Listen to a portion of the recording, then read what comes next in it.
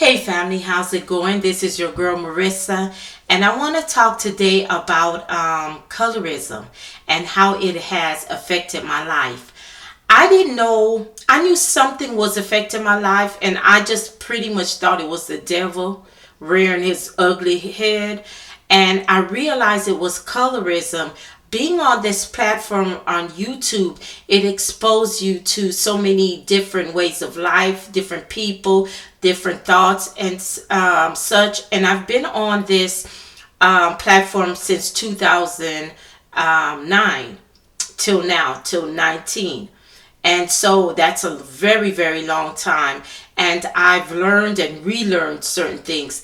And one of the things is that I've learned being subscribed to people like Paris Milan, Chrissy, Elico or Iloco. I believe that's her name. I might be saying it wrong. Who else? Lee Gordon and stuff. They've opened my mind to certain thinking and certain beliefs. Not everything I agree with, but most of the things and the way my life has moved thus far made me feel like, yeah, it's some truth to it. So what really triggered this for me is the Chris Brown controversy, where in one of his new songs, it stated that he said he likes the girls pretty much with the good hair. And in the black community and even the biracial community, because I'm realizing that these are two different communities, in my opinion. Don't have to agree with me. Good hair is said to be that curly, soft, wavy type of hair. It's not the type of hair that most black girls like me, dark or light skin or brown skin, have. And we have more of that 4C hair, that textured, kinky type hair. Some of us who are not biracial are mixed. We may have even softer hair than the 4C, maybe a 4A or 4B. But majority of us have that 4C kinky type hair. And let me not even say 4C, just that kinky type hair. Okay. What triggered it for me is it wasn't the only thing. It's the climate of YouTube, where when people are talking about color and being dark skin and light skin, that has really triggered a lot of these things for me. And I go back to my history and my experiences. I've been working on my job for 18 years.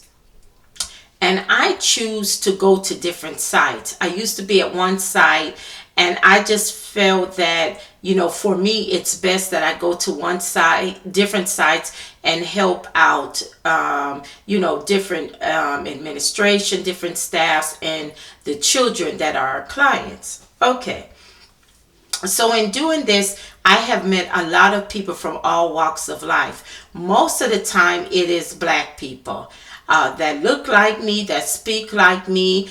Some are, American, and then maybe they'll have family from Jamaica, Belize, different other parts of the islands, Africa, and then you have just American-based people. I consider myself an American. Even though my descent is Jamaican, Panama, and Cuba, I'm still an American. So I see myself as an African-American woman.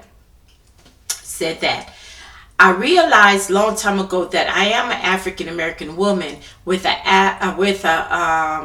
African American woman, but I was brought up Jamaican because both of my parents are Jamaican. Only my mother is the one that brought me up, but she brought me up in that lifestyle in the church. Our church is built up of a lot of Jamaicans, some Belizeans, and then the offspring is us Americans. Okay. So I just wanted to give you the background. I noticed when I started going to my jobs a long time ago is that black men and black women, when I initially, I initially met them or greeted them, they seemed to treat me not in a, some mean some way it was kind of mean, but it was kind of a funny way. And I kind of just ignored it. It was like, they already knew me or knew what I was about, type of thing. And it was like a girl in the hood type of mentality. And that's how they treated me, like, hey girl, and stuff like this. Once they got to know me and they got to see how how I worked with the kids, and how I concentrated more on the job than the social climate that was there. I was treated the way that they saw me now, or the way that I acted, instead of the way that they saw me. I realized that, and it goes with dating and any type of social climate, that I am the type of girl that people see and think that I look like, or I'm going to act like, every black girl in the hood. And that's what I look like. I look like, even though I'm attractive and I'm nice looking, and I'm told that, it's a lot of attractive and nice looking dark skinned women in the hood. And it's not only me. I noticed that a lot of them at my job that looked like me were treated this certain way until you prove otherwise. It's like you're guilty by association, looking like the average black chick, until you show that, hey, you have class and you have manners and you respect. Like a dark-skinned black woman couldn't have that. I've had experience years ago now, decades ago, where it was this young lady that used to be, I used to walk home from school, and I used to have to pass her house or pass her direction. And she used to always see me. And it's like she used to kind of look at me down, make, comments and stuff like that. She was a little bit lighter than I am. She was more what I would call brown skin. Some people may call her light skin. And I would walk home and everything. It happened so that one day she was at the house of my cousin. And I realized she was my cousin's friend. And when she looked at me, she was kind of surprised too. But she didn't say anything. She said hi. She still acted kind of funny.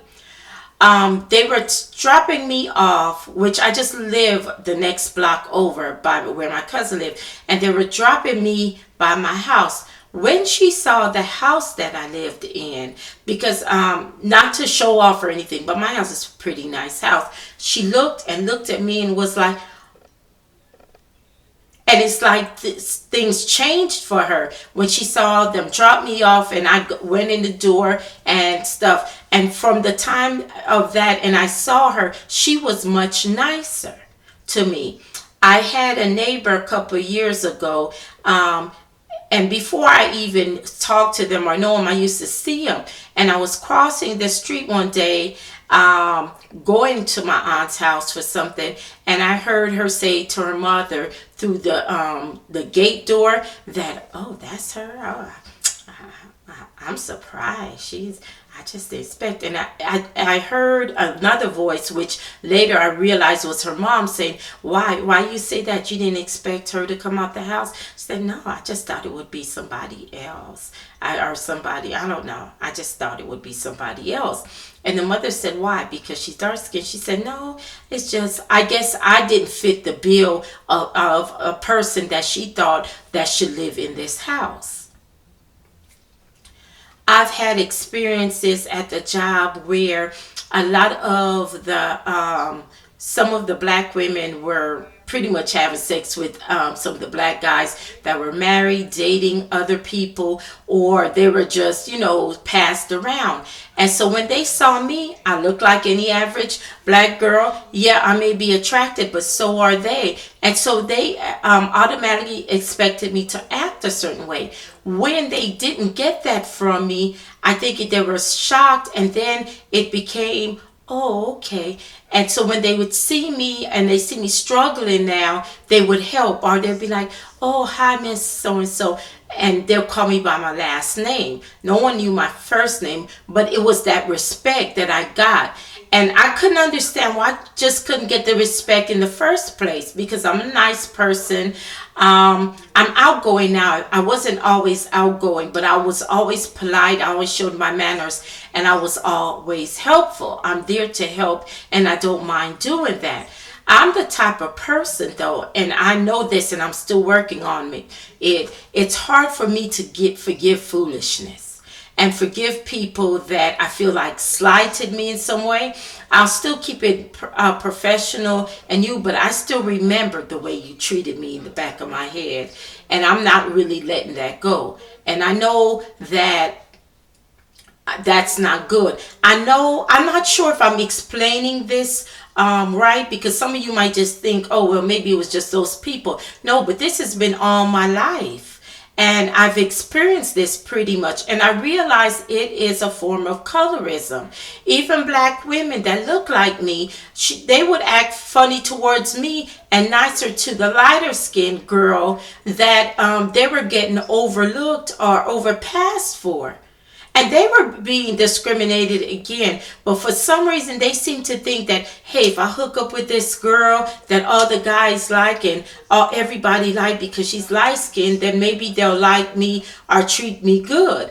And 9 times out of 10, even if that does happen, they still treated that dark skinned girl that I think people are able to see was thirsty for attention and for positive feedback. They would kind of treat them like a maid or, like a step stool in a way, but then act like they're joking and stuff. And I didn't want that for myself. I knew who I was, and I'm happy with myself. I'm happy with the way I look. I love the way I look. I love my dark brown skin, and I think it's beautiful. I get a lot of compliments on it. I'm glad I'm not light skinned, because if I was light skinned at my age now, I know I would really be showing age spots and stuff like that.